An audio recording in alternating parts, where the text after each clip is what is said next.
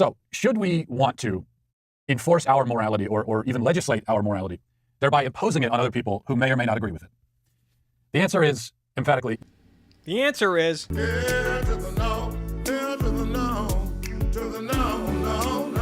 what a reasonable person would say. But what does Matt Walsh say? Thereby imposing it on other people who may or may not agree with it. The answer is emphatically yes. You gotta be fucking kidding.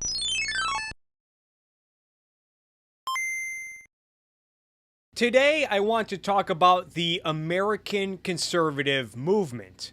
Recently, Ben Shapiro, who is a popular conservative commentator, he tweeted about how if you compare anti-abortionists, he used the term pro-lifers, which as you can see, I refuse to use that term, but he said if you compare anti-abortionists to the Taliban, which is a militant organization that imposes their religious law, their form of religion, over whichever region they take over, most notably Afghanistan and parts of Pakistan, then you are beneath contempt.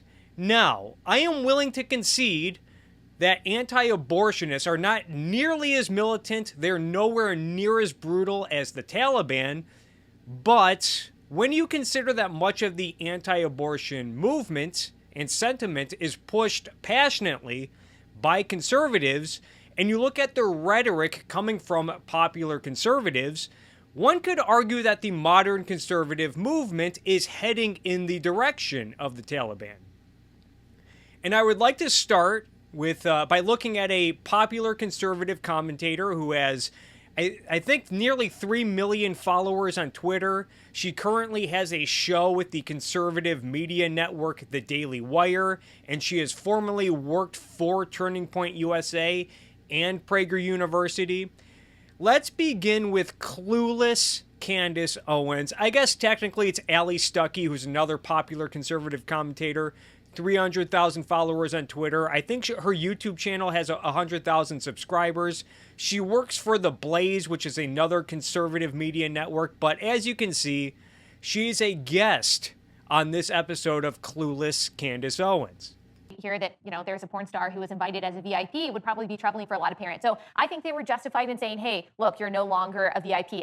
Now, is she a conservative? I think with so many things today, we have to define our terms. What does it mean to be a conservative? What does it mean to be a conservative? Does conservative mean kind of in this libertarian sense that, it's just small government conservatism where we let everyone do what they want to do, we have no morality, no rules whatsoever? Or does conservatism really work within the confines and the parameters of the Judeo-Christian ethic of biblical values? I think that it's the latter. It's the latter. She thinks being a conservatism is about working in the confines of the Judeo-Christian ethic of biblical values. We have no morality, no rules whatsoever? Or does conservatism really work within the confines and the parameters of the Judeo-Christian ethic of biblical values? I think that it's the latter. I think if conservatism is going to mean anything, it has to have a biblical foundation. It has to have a biblical foundation, folks. Blow it out your ass. Now let's jump ahead to 7:30. I think roughly 7:30. Let's see what clueless Candace Owens has to say about this. With you, Allie, that people need to understand there is a difference between saying, oh, I'm a constitutionalist, I'm a libertarian. In many cases, we're talking about people that are just nationalists. You love your country, great. Right. So here, in a weird way, she's kind of separating not only libertarians and constitutionalists, but also nationalists from being a religious conservative. But you are not a conservative if you're not understanding the underpinning of Judeo-Christian values that help to shape the Constitution. Now, Judeo-Christian values did not help shape the Constitution, as clueless Candace here insists. I don't know how you get from the biblical values of the First Commandment of worshiping one God, and then you get to the First Amendment, which worship any God you wish. I've talked about that before. But according to clueless Candace Owens, it's not about being a libertarian or a constitutionalist or even a nationalist, as you'll see some conservatives are trying to tie religion and nationalism together. I'm a constitutionalist, I'm a libertarian. In many cases, we're talking about people that are just nationalists. You love your country, great. Right. But you are not a conservative if you're not understanding the underpinning of Judeo-Christian values that help... Underpinning of Judeo-Christian values. ...to shape the Constitution. What came first? Judeo-Christian values. Judeo-Christian values came first, folks. Conservative values that shape the Constitution, not the other way around. And we need to be very clear about what it means to be a conservative, or we'll wake up one day and we will be endorsing the very things that erode conservative principles. So what it means to be conservative is the Judeo-Christian values. Let's jump over to another popular conservative commentator, Charlie Kirk, who, as you can see on his YouTube channel, has over 500,000 subscribers. I think he has millions of Twitter followers, if I'm recalling correctly. He's also the founder and head of Turning Point USA, which is a conservative organization for college students. Does a lot of campus activities. What did Charlie Kirk have to say back in December of 2020? Shipping our jobs and many other things overseas. But the issue, what you're talking about is a return to actual conservatism. What is actual conservatism? That Charlie says that Tucker said. Which is faith first. Faith first. Then family. Then family. Duty to country. Then duty to country. Faith first, then family, then duty to country. This is what I was talking about. People like Charlie Kirk, they're trying to tie nationalism, duty to country. That's the fundamental premise of nationalism.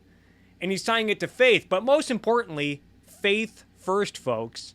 And not necessarily this kind of overindulgent, like we need more piles of plastic from China of stuff we're never going to use, we're going to put in our garage. And this is Charlie throwing capitalism into the garbage, which he has done over the last few years. Now he thinks he's moved on from advocating for capitalism and free markets, which he's now, he often likes to conflate it with, oh, we're just buying cheap crap from China, as if that's what it means to be all about free markets.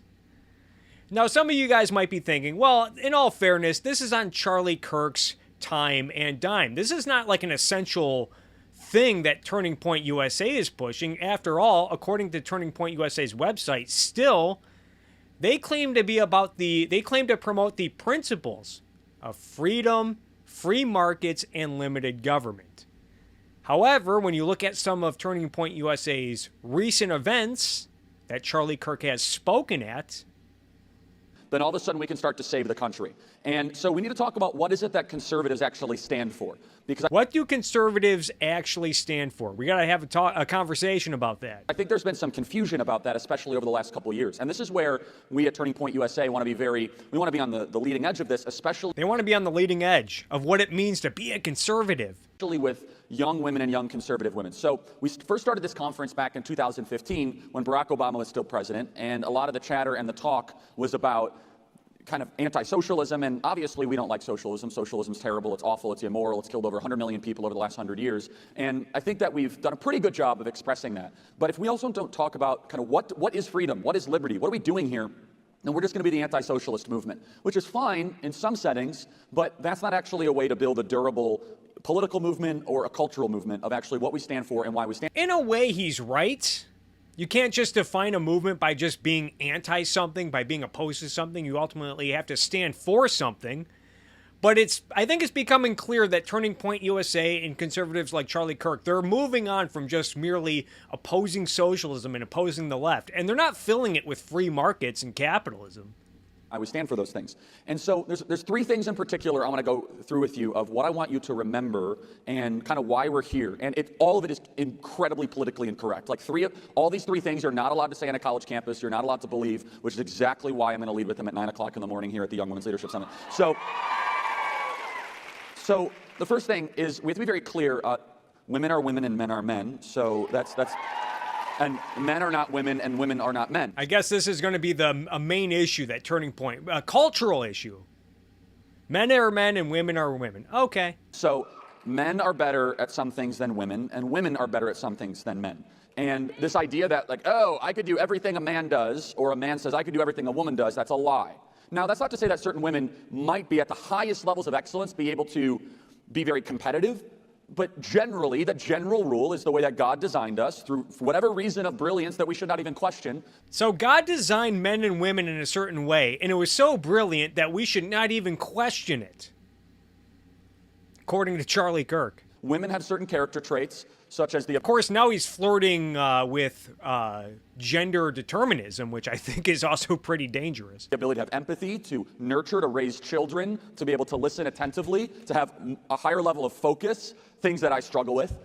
Men are more likely to have a singular task, be able to quite honestly, run through a wall to get it done, be able to also have higher levels of testosterone, which is nice when you want to have an entire functioning economy built on hopefully using your hands and have plumbers, electricians, and HVAC and police officers. That's nice, but how about using your mind? And fire. Don't hear a lot of that from people like Charlie Kirk, do you?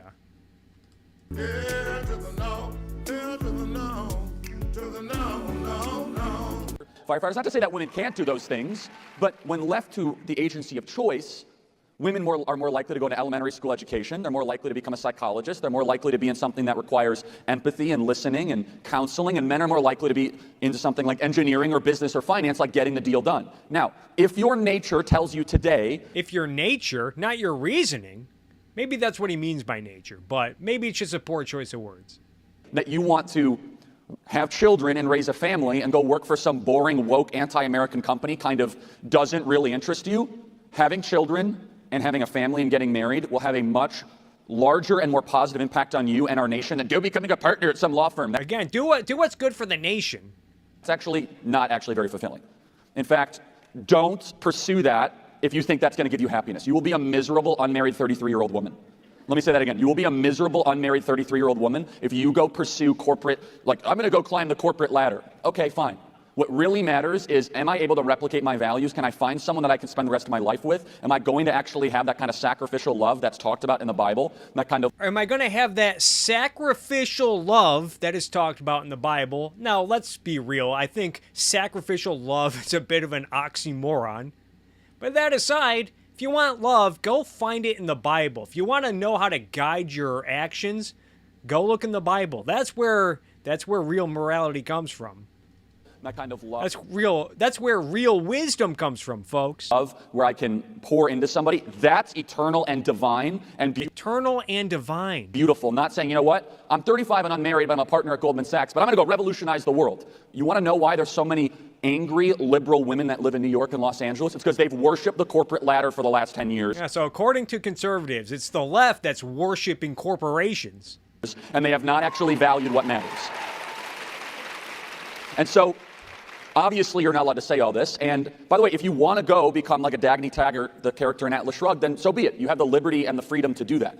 Yeah, after invoking mysticism and sacrifice and looking to the Bible for wisdom, then he invokes a novel by Ayn Rand that preaches a philosophy of reason and selfishness. And then we have Dennis Prager. Now, this is an old video that he posted 6 years ago, but he decided to post it again, or PragerU, I should say. I don't know how involved Prager is at Prager University. But as you can see, he posted this video again, the 10 Commandments, What You Should Know, just last month, August of 2021. But there is a catch. The 10 Commandments are predicated on the belief that they were given by an authority higher than any man, any king, or any government. They were given by a higher authority. That's why the sentence preceding the 10 Commandments asserts the following. God spoke all these words. You see, if the 10 Commandments, as great as they are, were given by any human authority, then any person could say, who is this man Moses? Who is this king or queen?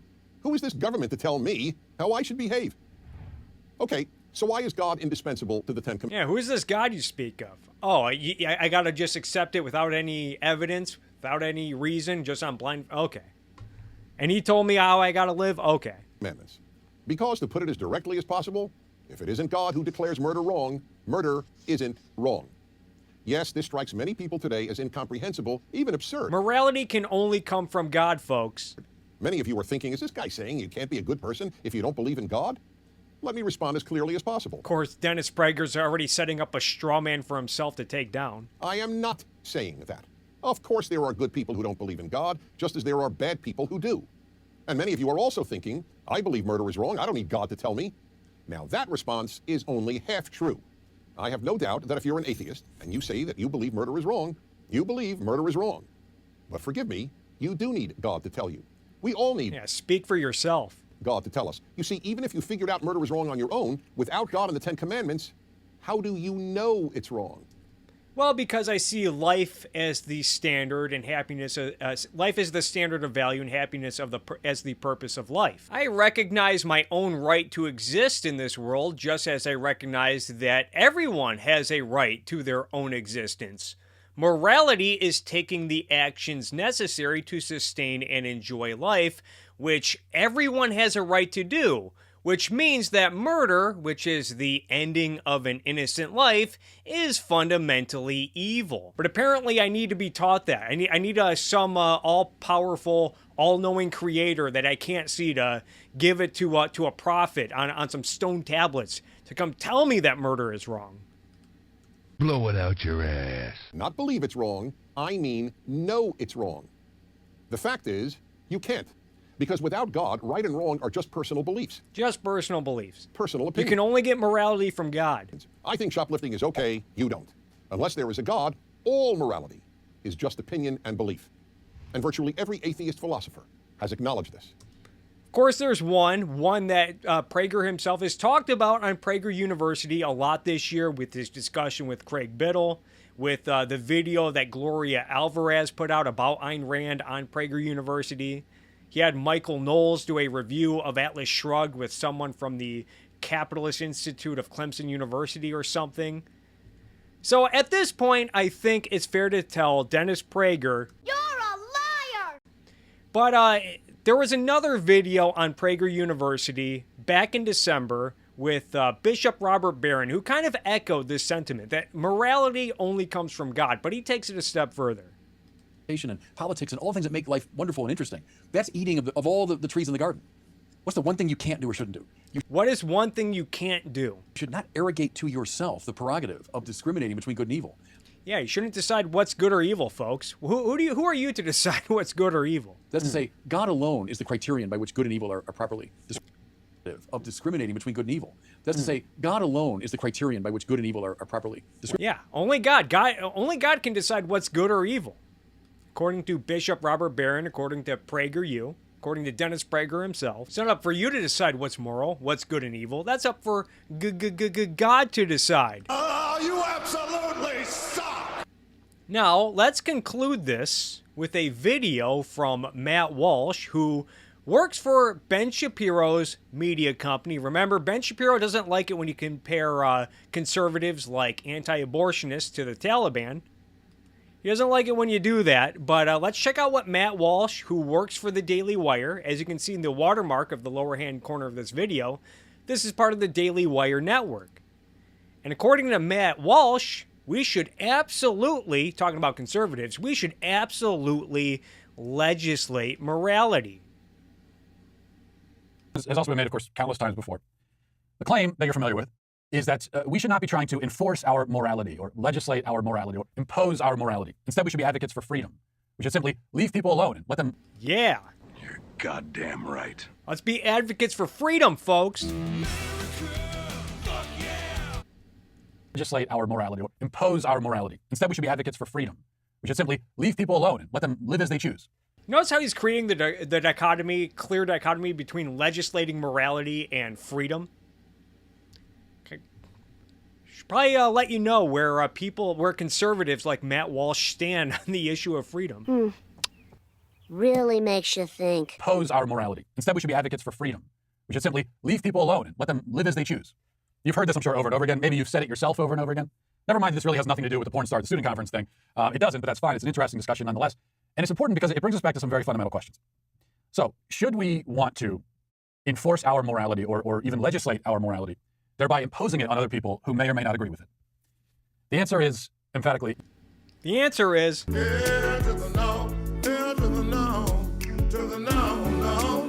That's what a reasonable person would say. But what does Matt Walsh say? thereby imposing it on other people who may or may not agree with it. The answer is, emphatically, yes, we should. Oh, hell no. Definitely. So here's a basic concept, and we can't get anywhere really until we've grasped it. All laws are based in morality. Every piece of legislation ever written, anywhere on earth, for all of time, has legislated morality. Every law, everywhere, always represents an imposition of morality. Everyone who lives in a country governed by laws lives therefore in a country where morality is being forced on them. There are no exceptions to this. You cannot escape it. Now, another conservative at Daily Wire, Michael Knowles, has echoed this sentiment recently in a tweet, all laws legislate morality. But notice the package deal here, because laws are grounded in morality, but Walsh takes that premise and says, therefore, we get to use the law to impose our morality on others. Now, Walsh is not wrong to say that laws are grounded in morality. I would say that rights are a moral concept that link the code of man to the legal code of society, protecting the individual's morality in a social context. But rather than say we should let individuals use a code of ethics to guide their behavior and that we should have a legal system that protects their right to do so, Matt Walsh says that people should use legislation to impose their morality on other people. It's like saying that because all apples grow on trees, we should therefore expect all trees to grow apples. That's just not smart. Laws against murder. Everyone agrees with those, except if it's murder inside the womb. Yeah, so now he's using murder as an example. But laws against murder are based on the belief that murder is evil. If murder was not evil, then it shouldn't be illegal. Now, he's right that murder is evil, but he is dropping some important context here that murder is also a violation of individual rights. He is shifting the goalpost from individual rights to morality so that he can justify imposing his religious morality on everyone else. No surprise there. And I'm not sure that murder is necessarily immoral by biblical standards when you consider the amount of times murder is permissible in the Bible as punishment for sinners, punishment for those who violates God's commandments. After all, that's where morality comes from, according to conservatives. It's not for us dumb, depraved humans to determine what's good and evil, what's moral, because God already did that for us. If morality comes from God in the Bible and government is tasked with legislating morality, then how long before conservatives like Matt Walsh essentially advocate for legislating murder to those who disobeyed God's commands? Now, the way people try to get around this is by saying, well, I don't want laws that are moral or religious. I just want the law to protect my rights. That's all I want. Yeah. You're goddamn right. People should be able to do whatever they want as long as they aren't hurting me or taking my rights away. There are a number of serious problems with that logic, starting with the fact that the whole idea of your rights is a religious idea from the start. I hate to tell you. It is, well, I don't hate to tell you, but you might hate to hear it. So notice the careful language here. He says that rights come from religion. He does not say that rights come from God, which I think he does because you might be able to make the case that religious scholars and thinkers helped pave the way for the concept of individual rights, which I would say to the extent that is true, it is an abandonment of their mysticism.